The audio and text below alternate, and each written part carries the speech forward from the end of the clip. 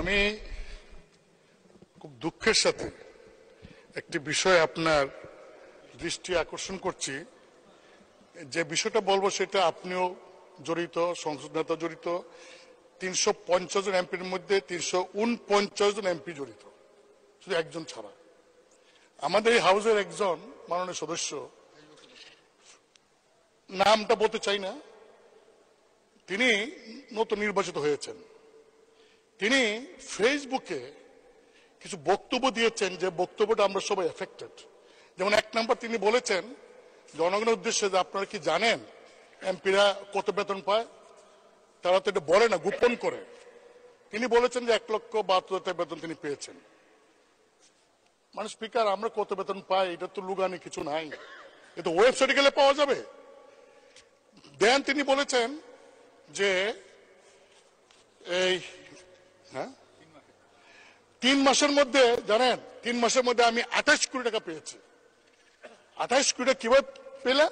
যে 3 কোটি টাকা পেয়েছেন গম টমের জন্য, আর 25 কোটি টাকা পেয়েছেন রাস্তার জন্য।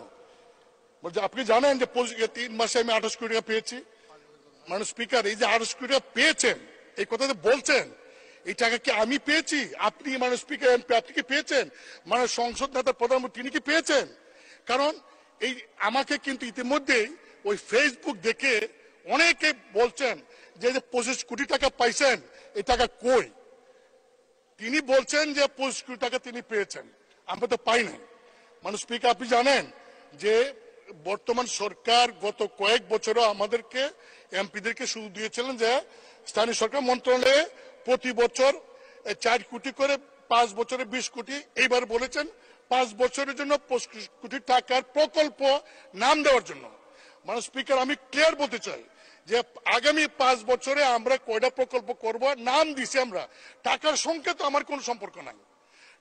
এই আমরা নাম দেই, এলজিডি তারা সার্ভে করে, তারা টেন্ডার করে, তারপরে তারা কাজ করে, বাস্তবায়ন করে।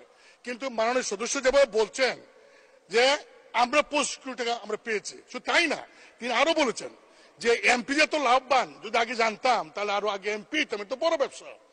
মানে স্পিকার, আমি আপনাকে বলছি, কারণ আপনি হলেন এই সংসদের গার্ডিয়ান। আমাদের কোন সদস্য যদি এমন কোন কথা বলে যে কথায় প্রধানমন্ত্রী মানে স্পিকার সহ 349 জন এমপি সম্পর্কে মানুষের কাছে ভুল বার্তা যাবে, তার সস্তা জনপ্রিয়তা অর্জন করার জন্য যদি এই ধরনের কথা বলে ভুল বার্তা যায়, সেই বিষয়টা আপনি দেখতে পারেন। মানে স্পিকার, কিছুদিন আগেও লোকসভাতে আচরণবিধির ভঙ্গের কারণে একজন ওয়েস্ট বেঙ্গলের একজন লোকসভার সদস্য মহিলা, তিনি প্রশ্ন করেছিলেন পার্লামেন্টে, দেখা গেল এই প্রশ্নটা যে কোন স্বার্থে বিনিময় করেছেন, তার মেম্বারশিপ নাই। আমি আপনাকে বলবো যে আমরা অনেক কথা বলবো, এখানে ডিবেট করব, কিন্তু এমন কোন কথা বলবো না, বলতে পারি না, অধিকার আমার নাই যে আমার কথা 349 জন এমপি তাদের ইজ্জতে যাবে, তাদের সম্পর্কে মানুষের মধ্যে একটা ভুল বোঝাবুঝি হবে।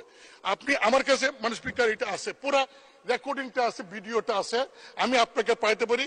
আপনি ভিডিও দেখেন, দেখে আমার কথাগুলি যদি মনে হয় আপনার যে ইয়েস আমি যা বলছি এই তার এই কথার কারণে জনগণের কাছে 349 জন এমপি সম্পর্কে ভুল বার্তা গিয়েছে, যদি আপনি এটা মনে করেন, তাহলে আপনি গার্ডিয়ান হিসেবে সেই সংসদ সদস্যকে ডেকে আপনি তাকে কি করবেন, এটা আপনি একটা ব্যবস্থা নেবেন, এটা আমার অনুরোধ। মাননীয় স্পিকার, আপনাকে ধন্যবাদ।